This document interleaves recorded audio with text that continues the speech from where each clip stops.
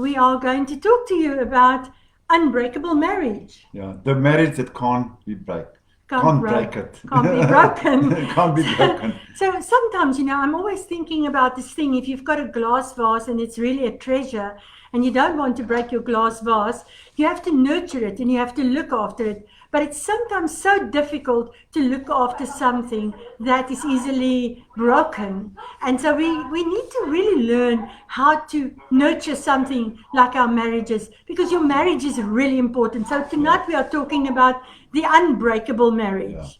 Yeah. And after all, she's not going away, and I'm not going nowhere. So you can just make it work. So you have to make it work. But you know what? You do have a choice to nurture this. So I think about a wonderful piece of furniture that you have, like a beautiful vase or something, and that you really treasure. And I remember I was given a rose quartz vase by my mom some years back. And this thing must have been over 100 years old by then already. And then one day, the cleaner came into the house and she was obviously doing the normal cleaning duties, and by accident bumped this beautiful rose quartz vase, and it fell and it broke. And I was so heartbroken. I cried about that vase for a day or two. And then as I had these pieces in my hand, I thought, how can I put this vase together again that nobody can see that it was broken? But then I saw something. Some of the pieces, as it fell to the ground, is just totally gone. It's missing. And I realized this vase will never be fixed. But that sort of brought us to the point where we can understand that there are things that will break, but we have to look after things that you really want to break, that you really don't want to break. And I think your marriage is one of that. You have to look after your marriage, because that is the most precious treasure that you can have. Yeah, and I think, talking about this vase in broken pieces, and sometimes the marriage is there in broken pieces, but it's you and us. We can make it, get the pieces together and glue it, because there is something like super glue that you can fix things. Everything can be fixed. There's nothing on this earth that can't be fixed. Everything can be fixed, but it depends. It takes two people to fix it.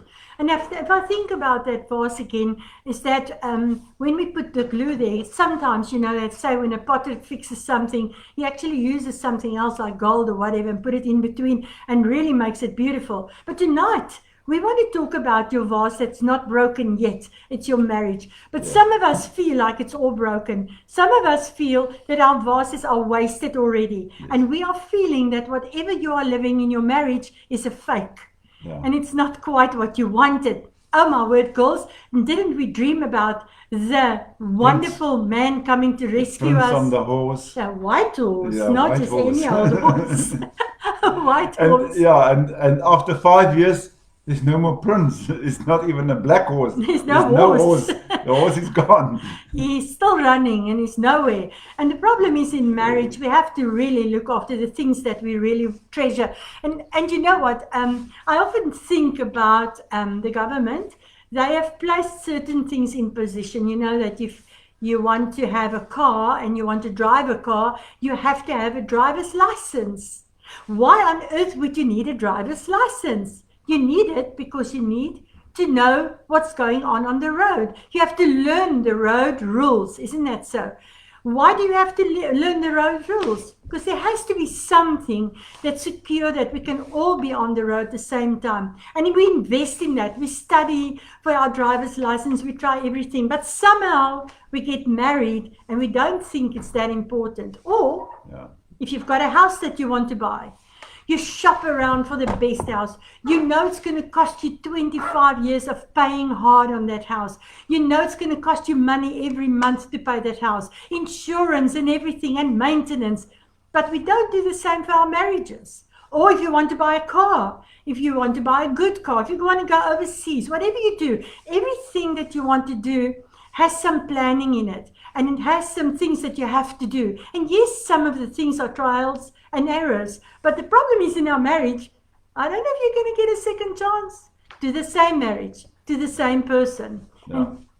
Okay, enough talking now. We're going to go. Our topic tonight is, what language are you speaking to me? What are you saying to me? What I'm saying to her? How what does he think when I say something? You know what? Yeah. So So it's important to understand yeah. that everyone has an emotional language. You know, that thing that makes you tick. And if your husband, in my case, my husband, and in his case, his wife, understands the emotional language that really makes me feel loved, that makes me feel wanted, Yeah. makes me feel appreciated, that language is a very important language to speak. Yeah, I think, coming back to our when we got married, when we fell in love that time, there's two different people, two from two different families, Totally. and I see when I saw Marianne for the first time, I was just thinking this dream, this fantasy, this woman that can talk a lot, talk a lot, and I fell in love with this particular woman. Because he was quiet. Yeah. He doesn't say, or he didn't And say that's what much. she wanted me, because I kept quiet. And he's a good listener. Yeah. And he always said yes to every one of my dreams. But 5 years down the line, I hated this woman, talking too much. It's all over. And I hated this woman. I don't love her anymore, because this is not what I want anymore. And 5 years down the line, I thought, my word, what's happening with this guy? He doesn't talk back when we want to have an argument. He's always quiet. He sits in the background. He disappears. It irritated the living daylights out of me. yeah. And we had to learn, and we learned it the hard way, that there's a way of speaking to each other, but there's also a way that really touches his heart. There's something else that's important. So what happened that I started to talk? You started talking. That was a miracle when it happened. He started talking. And then I know for once that when he started talking, that our life was really taking on a new meaning. It was a total different meaning. We suddenly had communication. It was happening. And suddenly things were totally different. And so we want to encourage you to find out the language, the key to your spouse's heart. Yeah. It is so beautiful to get to know that. So one of those things is to understand that there's a way that your spouse will. I see that we've got a break in from our video. It's not working from our video, but we will keep on talking. Can you Yes, all yeah. hear us? Can everybody still hear us? If you can hear us, just say hello. We can hear you. Then I just understood that when I could speak the language that my husband really wanted me to hear, it changed how he viewed me. It changed totally. But it was different because it was difficult too. I had to learn how to speak that kind of language. I had to learn to speak the language that he really needed to hear. So what is that language? It was hard to find. So I have to find out. There are different ways and different perceptions.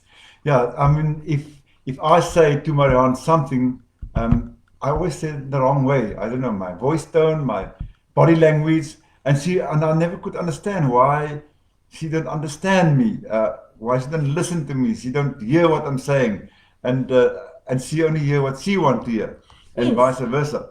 So how is it possible that you could speak to me and it doesn't work? And I speak to you and you don't? It's like we just were two islands. Yeah. Totally apart. So it was different. And when I would say to Charl, for argument's sake, where are you? And he says, it's got nothing to do with you. Yeah. So how is that possible? Where are you? It's got nothing to do with you. Yeah. My question was simply, where are you? And his question to me would be, You're checking on me. his question to me would be, how is it possible that you don't have money in your account? And I Yeah. would say, it's got nothing to do with you. Yeah. So Yeah. it's how we Simple speak to each things. other. I will ask Marianne, how much money have you got in the bank? She said, I don't know. It irritates me because all I want to know is if it's 10 cents, 10 rand, 100 rand, I couldn't care. I just want to know because I want to know how our financial situation is. And she thought I'm checking on her spending money. And I wasn't even in my mind about thinking what she was. So what there's, she was- there's different ways, Charl. So we had to learn that your perception is not necessarily wrong. And my question is not necessarily wrong. And my perception isn't necessarily wrong. And his question wasn't necessarily wrong. It was a matter of how do we speak the language that we each will understand. So secondly, I was thinking So, about this. but anyway, if I ask you now, how much money have you got in the bank? How do you respond? What is your response now? I'll go to the bank and check. I still don't know how much money I've got in my bank because you know what? It's not Nothing has important changed. to me. It's still the same. I'm still getting the same answers. But I Why? won't get upset anymore. That's When right. you Yeah. ask me, it doesn't faze me. I will just go and say, let's go check in the bank or check my banking account to see how much money you've Yeah. got. I've got in the bank. So let's quickly look at how can I find my spouse's language that makes my spouse's heart warm up towards me. Because I think sometimes you think your spouse doesn't love you anymore. You think your spouse is not with you anymore. You think you are just not understanding each other. So you don't know what's going on. So let's quickly think about this one thing. How can I ask the right questions? So if I had to ask Charl, why do you want to know what's in my banking account? I just want to know. Why do you just want to know? Because I want to know a budget ahead. Must I keep money for the rest of the month, or is there enough money? Because I know somewhere along the line you're going to ask me, I need money. Exactly, because I will ask you that tomorrow. I think Yeah. it's a good day to ask now that we've got this conversation. Well, let's ask My you now. intention is not to check on you. My intention is just I want to know because I'm responsible for this house. That's I want to right. know. I want to know what money we can spend and what money not spend. So you're not being spiteful by asking me. No, You just not at want to all. know because you want to just get you want to be confident in what's happening in our finances. Yeah. All right. So let's go to the next question. Why do I feel that you don't love me? Can I answer that one? Yes, you can Of course. answer that. I love it. I can tell you all. I want you to do things for me, and I feel you don't do enough for me. Like I feel you must fix the front door, and you're not fixing the front door. Why don't you fix the Marianne, front but door? I mow the lawn and I make the garden beautiful outside. I mean, is that not enough? Well, this is the problem. You see, you think that I want the lawn mowed. You think I want everything else done, but I just want But you don't appreciate me. I do I appreciate work the you. whole Saturday to mow the lawn, and all you worry is about the door handle that is slightly broken. But the thing is, that is what I want done. So that is what's important to me. Can you see that? So what I'm doing now, I just do what you ask. I'm not mowing the lawn anymore, so that the grass can grow. You still do that. But you see the difference. It's so easy. I made it so easy for myself. I'm not going over the board, wash the cars, wash the dishes. She just want the door lock to be fixed. That's right. That's So all. when we ask questions, we start understanding what our spouses want. So this is the other secret, is to listen to what your spouse say. So when what your spouse says, listen to me. Let me give you a big tip. When we counsel couples, I will ask them, what is your spouse saying you're not doing? So then they come back to me, no, it's the in-laws, they are interfering, or the job is too much, or this. I say, no. What is your spouse saying that you are not doing? What is your spouse saying? There's something that they say, and you come to the bottom line, you hear certain things that your spouse says. But now remember, don't think you know the answer. Because we don't really know what is in the heart of another person. And it's very important to find the heart that's of the other person. So to find the heart, you have to listen to what your spouse is saying.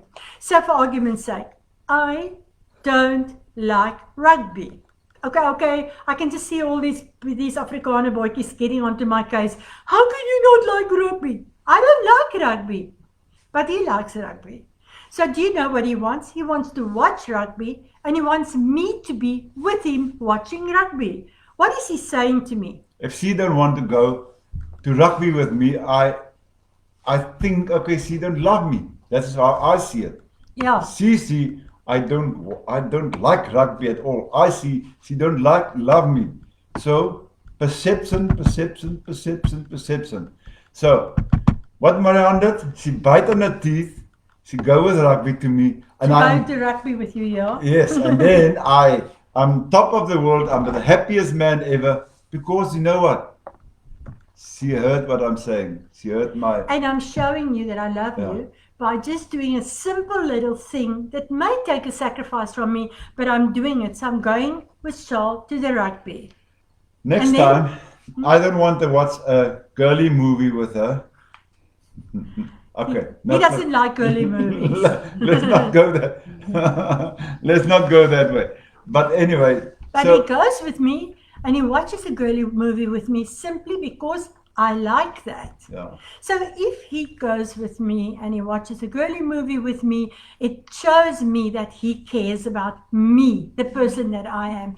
And I think that is so important, because the problem is, if we don't show that kind of love to each other, we're actually missing a lot of points. Yeah. So you know what? I actually started like watching girly movies now. I'm training him well. He's done well. But then also your But spouse... rugby, not yet. I'm busy working on that. I still have to sacrifice big time, but I go once a year. I think that's it. And the other thing he likes me to do is swim with him in the sea. I don't like the seawater. I'll walk in it, but I don't like swimming in the seawater. I'm sorry for the people that really like it, but I don't like it. But I do it once a year, and I win my brownie points right there. The other thing that your spouse may say to you is that you never compliment me. You'll compliment everybody else out there, but you never say I look good, or I cook well, or I clean the house nicely, or I drive well, or I'm a good father, or I'm a good mother, or anything. You don't say these things. But Marianne, you know that I love you. You know that. Why must I say it? Why must I say you're a good cook? I know you're a good cook. Well, if you don't say that I'm a good cook constantly, then I'm going to give you burnt food next time. No, it's true, because you know what's important. If my heart, if my emotional language needs you to say that I'm a good cook, then it's important enough for me when you say it. And when you do it, then you show me that you really care for me. And that's important. And the other thing that people say is, you don't touch me. Oh. There all the men goes. Yeah. Us ladies are not, some ladies are touchers, but some of us are not. But the thing is also, I think we also have to find out what is important to me. Marianne, what's important to me when you say touch? What's important to me? I think you like me to kiss you. Kiss you, right on here? the cheek. I'm the happiest man. Even I when can we're survive the whole driving. day. When we're She driving. thinks, you think it's just a kiss. I think it's on top of the world. You see the difference? Yeah. She doesn't think it's important. For me, it's the best thing for the day. Just to kiss on my cheek. That's all. So, so we were talking about being in an unbreakable marriage. You have to listen to what your spouse is saying. So we're saying that ask your spouse what is important about what they want and how they want it. So for argument's sake, if you ask questions, then your spouse will say, you don't touch me anymore. And Charl was saying just earlier on how important it is for him that I kiss him or that I touch him or what I'm doing. And I'm not necessarily a toucher. I'm not even a kisser. Yeah. But I learned to be a kisser and I learned to be a toucher, because you know what? It is the language that my husband's heart needs. Yes. Yeah. You don't give me presents. You know what? If I like presents, say Marianne like presents, and Gifts. I don't want presents, because if I like kissing, it doesn't mean that Marianne wants kissing because I like kissing. That's or right. if I like presents, doesn't mean that Marianne like presents, because that's not her language. This is what she's saying to me. She wants acts of service. She wants something. I must do things for her. That is the difference, because sometimes we think what we like is what she likes, and that is not. It's not so. Not at all. What my spouse likes is not necessarily what I like. And you know what? Sometimes we say, oh, I know him so well. I know exactly what he wants. I know how he will do it. It's not true. They're not necessarily predictable, but they have a language that's in their hearts that's very important. Your husband feels unloved, uncared for, unappreciated. And you know why? He tells you that. You're not appreciating me. You don't even say thank you when I take the garbage out. And you will say, but you have to. It's your job. You must take the garbage out. No, it isn't. Even if it is his job, you still have to say, thank you for taking out the garbage. Charl brings me a cup of tea every morning before we wake up and before we rise in the mornings. Yes. And every morning I will say to him, thank you for my cup of tea. And every morning I'm waiting for the thank you. It's so important. Speaking a language that really makes your spouse's heart tick is very, very important. And so these things are so important, and sometimes we miss it because you know what we say. I'm not going to say thank you because he had to do it or she had to do it. Yeah. You know, if the husband comes home and the wife cooked, she's also worked in the day, she cleaned the house, or she's one of those that can stay at home. It is a job. Listen, people, during lockdown, I learned cleaning a house is not a joke. Yeah. It is a job, and I don't want to do that full time. But I've learned that if Charl said to me, wow, when he comes into the house is really nice and clean, I feel appreciated. I feel thank you, you noticed. Yeah. Sometimes we don't even notice what our spouses are doing simply because we think we know what they want. It's my right. It is my right to have a good plate of food. It's my right that the house must be clean. It's my right that all the furniture is standing in its place. It's my right that the children get fed. It's my right that she must wash the dishes. It's my right. Yeah, and this is how we think about it. So we are so selfish because your spouse needs to be appreciated. It doesn't matter. Now find the thing that's important to your spouse. Find it. I tell you what, if your spouse comes home with little gifts, like a box of chocolates or a flower or a little letter in your food or in your lunchbox or something somewhere, if your spouse comes with a little gift, then I want you to know that your spouse likes gifts, loves gifts. Yeah. So if it's your husband, ask him, what kind of gift can I give you that really will make you happy? They'll most probably say, just buy me a ticket for the next rugby game, which is in the year 19 Futsak from now on. Yeah. Look at the COVID nonsense that's going on. But still, whatever your spouse says, he will let you know, or she will let you know they love gifts. Now, my husband knows that I'm not one really for gifts. But I still appreciate a gift in its time. I still appreciate a Mother's Day gift, my birthday gift, my Christmas present. But I have learned that I'll just go and tell him this is what I want. Because gifts are not that important to me. So what is important to you is that really counts. What's important to me is not gifts. I enjoy gifts. But what's important to me is to touch. I like touch. I like you to touch me all the time. And it's not that And that touch isn't necessarily sex. Yeah. That touch is just touch me. I like it to be touched. And you know a person that likes to be touched, they will always touch you. They'll touch you here, they touch you there. And this is the time when I sing, she touched me. Oh, she touched me. You know that's And what if your spouse really likes you to spend quality time with him? Quality time? Yes. For me, quality time is different than your quality time. Totally. I also like quality time. She wants me to sit with watch a movie. She wants me to be around. Just the two of us. She don't want to go with too many other people. Not all the time, but sometimes. And when the lady wants quality time, she wants quality time. And the thing not with on him, a cell phone. Cell phones are put away. So the other quality time that he wants, because he also likes quality time, is he wants me to go with him to somebody. Yeah. Go somewhere, to people, where there are people. My husband cannot be without people. He loves people. But he still likes me there, which means he likes me in that crowd. He wants to see me, he wants to hear me, and that's his quality time. Now the other one that's very important, Charl, and I think sometimes we miss this one the most. That is the most important thing. It's how do I affirm my wife? How do I affirm this woman sitting next to me all the time? Because once a week is not good enough. All the time. In the morning, in the afternoon, during the day, all the time. Affirmation is my language of my heart, my emotional language. If I want you to say to me, Marianne, you look beautiful. He says it anyway. But if that's what I really need, then I would need him to say to me, you look beautiful, you cook nice food, you drive good, you look after the house nicely, thank you for being such a beautiful wife, thank you for looking after the dog, I need him to say a lot of thank yous and appreciate.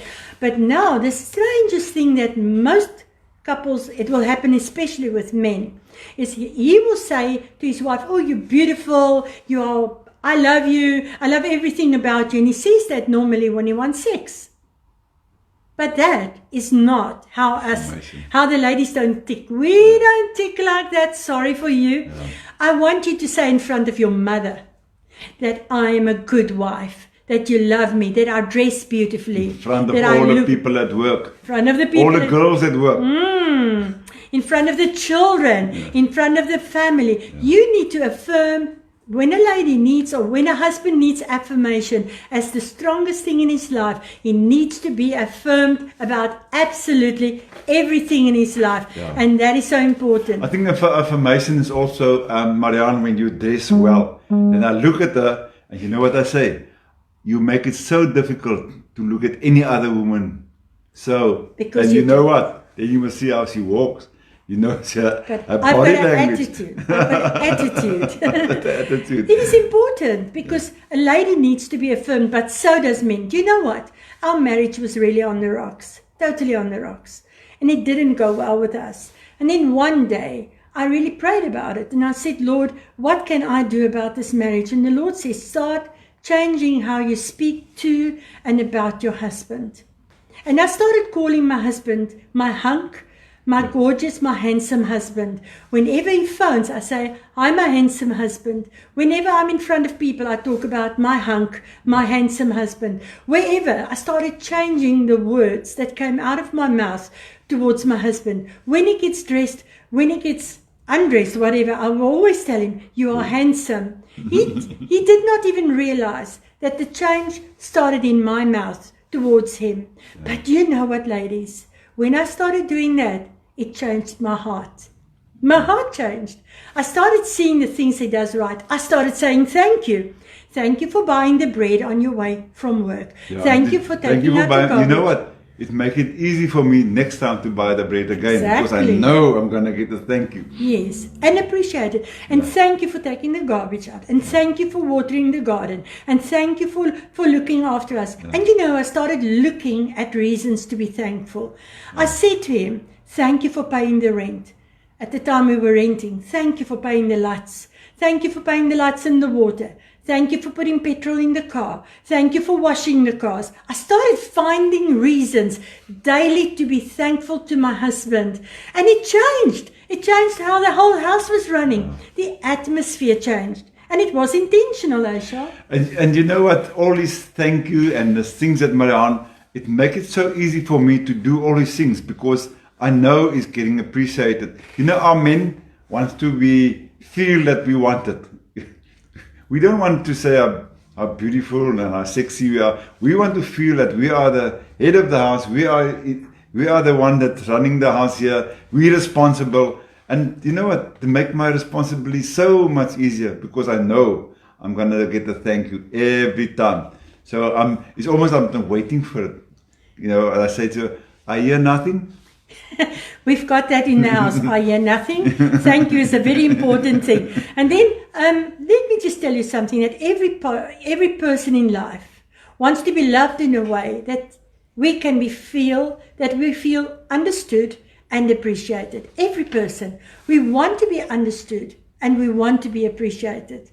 But you know what? If I don't start looking out for him, make him feel understood, make him feel appreciated, what I don't sow, I cannot expect to reap. Yes. I have to sow that in my spouse's life. I have to sow it into my husband's life. Yeah. So if I get to a place where I say, no one understands me, my husband doesn't understand me, my wife doesn't understand me, my children don't understand me, what is it that they don't understand about you? What frustrates you is because you don't even know what you want, and your spouse doesn't know what you want because you don't sit down and have a conversation about what is important. Yeah, have you hear this that the wife will say it's cold, or especially the men, she's a very cold woman. I don't know what to do with this. It's cold. It's your problem because you can make her warm. What you say, not Yeah. what you're thinking. Nothing to do with sex. You can make this cold woman in your mind. You can make her the best, the prettiest, the warmest person ever. Yeah. But you know what? If you give her the information all the time, because there doesn't assist a cold woman. Am I right? Yeah, it's only a bad husband. Only- No bad husbands. No, unwise husbands. A Unwise. wise husband know what to do and what to say. Okay, but now if you really understood your spouse's language, and if your spouse understood your language, then this will help you and your spouse to overcome the frustration, and you will feel connected again. Yeah. Do you know the moment I understood that Charl loves touch as one of his main priorities, it changed how I started acting towards him. So when this man comes home and he starts touching everywhere, I don't say, "Los my," I don't say, "I'm busy cooking." I stop what I'm doing. I put my arms around his neck and I say, "Hello, gorgeous. It's so nice to have you back." Food for the day. Food for the rest of the day. Because you know what? When you fell in love with each other, that is exactly what you did. Yeah, when you fell in love. When you fell in love, and suddenly now you don't have time for it anymore. The other thing that will happen when you understand each other's emotional language, it will bring you closer to feeling loved and secure. And the thing is, in our marriages, we all want to feel loved. We all want to feel secure. But you always feel as if you have to do the hard work. And I'm the only one that works so hard. Yes, you do what you think everybody else wants. But are you doing what they really need? Yeah. Are you really speaking into their hearts? Are you trying to speak their language? Now, I know we are different kinds of people. I know, like I said, my husband likes touching. And you know what I like? I like what they call service. Acts of service. He has to fix the door for me. He doesn't have to mow the lawn. He doesn't have to do anything else. But when he fixes the door for me, it really works. That's very important. And there's other things that's very important, is that if we understand that, Charl, when you understood that, it changed how you and I reacted to each other. Yeah, definitely. And you know what? I think it's the joy that you're getting out of it. Once you understand what this lady wants. The moment I understood Marianne, that this is what she wants, this is what she likes, this is what she's, because I know this one, she's tell me what she needs. And I don't hear. I've grown up now. I'm not afraid to say. Yeah. And it's for me to hear. If I hear what she say and do what she say, or what she desire, not what she commanded, what she desire. That is her desire. And you know, I think we miss the boat sometimes because we don't hear. So if I must ask the couples out there, or the people that's watching, just if you think for a minute, what is it that your spouse is saying that you are missing? What is your spouse saying about the two of you? You don't spend time with me anymore. You don't talk to me. Yeah. We don't go out on dates anymore. You don't phone me. Yeah. You don't walk with me. Yeah. You don't do things for me. You don't help me in the house. What is your spouse saying? These things are so important, and you have to listen to that, because that is what will make this marriage of yours an unbreakable marriage. Yeah. Just think about this. If your spouse says, "You don't talk to me anymore," why don't you just ask your spouse, "How am I not talking to you?" So if your spouse says, "You don't sit and talk to me," what is your spouse saying? "Spend some time with me." Yeah, that's all she say. That's all they're saying. They're not angry with you. They just say, "I need quality time. I need you to sit and talk to me." If your spouse is saying, "Whenever we go to people, you never have anything good to say about me," what is your spouse saying? Yeah. You are not affirming me. You're not making me feel loved. If your spouse is saying, "You never help me around the house," what is your spouse saying? Yeah. "I need you to do certain things for me." How about... And also, Marianne, I think what's a classic thing is that you speaking to all the people out there, you're nice to all the people out there, but to me, you don't give that to me, because that's what I desire. You know, I think that is because we forgot, or we unlearned this thing of talking to each other, sit down, looking in the eyes. That's so difficult. So we've got a rule, Charl. We've got a rule. We've got a date night. Yeah. We had now to change since lockdown. Date nights were all nights, but we've changed it now. But date night is very important. That's the night we take our cell phones, we turn them face down, and we don't look at them for the 2-3 hours that we are out on date night. Now, maybe you'll ask, so what are you doing on date night? Date night, it's none of your business. But it is, we always eat. And the other thing that we do is we talk. But people say we've got nothing to talk about anymore. And it is true. Because people have lost the whole art of communication without cell phones. We've lost the point that made us connect to each other. So what do you talk about? And sometimes we have nothing to say, because we don't cultivate talking to each other. Yes, yeah. So how do we cultivate that? Cultivate is what you say. You know what cultivation is coming from your mouth, from what coming out of your mouth. You know what they say, if you cultivate something, in other words, if I have to cultivate Marianne, what must I do? I must do the things that makes her better. I must do the things that uplift her, things that make her feeling good. That is cultivation. I mean, if you cultivate a land, you work on it. That's hard work to cultivate. So cultivate the woman, cultivate, and you, Mister, will bear the fruit of that cultivation. Yeah, and so how do we talk to each other, Charl, when we've got nothing to say to each other? There's stars to talk about, there's the sea, there's a wind, there's everything, anything. Sometimes nonsense. But sometimes nonsense. Sometimes you just have to sit and talk about your dreams. Yeah. You know, the dream that you had before you got married, about traveling the world, or sailing a yacht, or just planting a tree in your garden every year on your anniversary, or something like that. Maybe you need to start a new way in your house that you actually have a celebration. Or talk about memories and try to live. I mean, everything can't be the same, but you know what, when we were younger, and then we said, remember when we were young, we were doing this. That's right. And then it's getting us closer together. You know what, that first love, always aiming for the first love. It can never be the same, but we can work towards that first love. So if we are able to just get to having that quality time, ask your spouse, what is it that you would like me to do for you? Now, I'm just thinking about this. You have to be intentional. And I know, Charl, we are onto this intentional thing all the time. Because nothing will happen by chance. Anything worth having is worth working on and worth fighting for. Don't give up. Try and try again. It's so important. If I buy you a present, Marianne, which is very difficult for me, I battle to buy presents. But the day when I buy you a present, you know it's intentional. You can actually ask me, exactly. So what is your intention, mister? What is your intention? I've got intention. My husband once said to me, I'm going to do some acts of service for you, my wife. So he says, what do you want me to do? Then I'll go through. I want you to fix this lock. I want you to fix that light. I want you little things, because I'm only into the little things. Then he makes a list and he starts from the top down and he does the little things. Do you know how good I feel when he does it? Ask your spouse, be intentional. I feel loved. She feel important. She feel that I'm attending to what her desire is. It is so true. And then I also believe that you need to study your spouse a little bit. Find out what makes your spouse tick. What is the thing that your spouse really wants? Study your spouse. Just ask questions. Say, would you like me to spend more time with you? Would you like me to talk to you? Would you like me to go out on a date with you? Just ask. And sometimes our spouses they don't even know what we want or what they want, because life is becoming so confusing. I think and some men have got this idea that I must take you to the 5-star restaurant, this luxury restaurant, and that's not what she wants. No. That's not.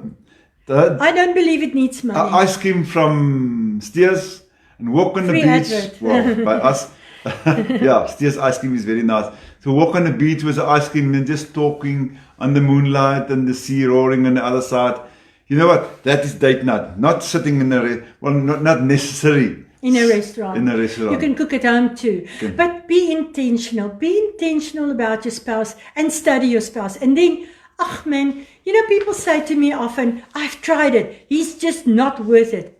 Don't give me that, man. You know what? Don't give up on things that's worth it. I always think about this. There's nobody that will celebrate your failures, but they will celebrate your successes. But you know what? We often look at our failures and we put, we think it's a cool idea. Don't go that way.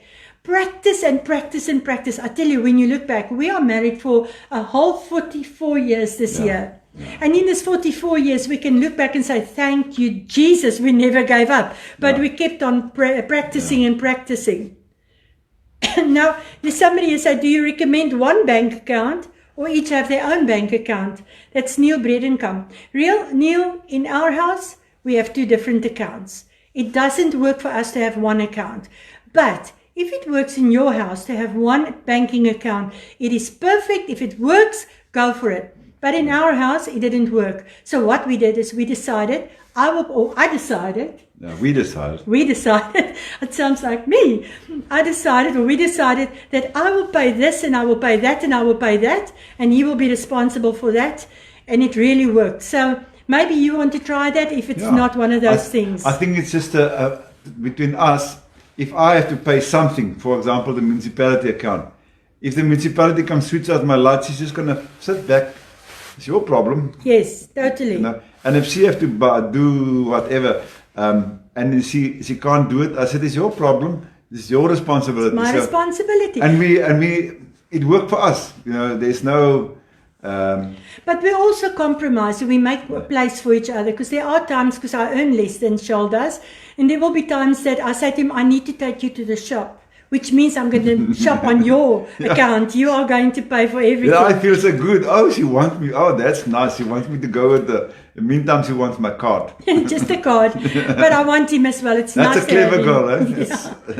And then I just want to say this again. Don't expect what you're not sowing.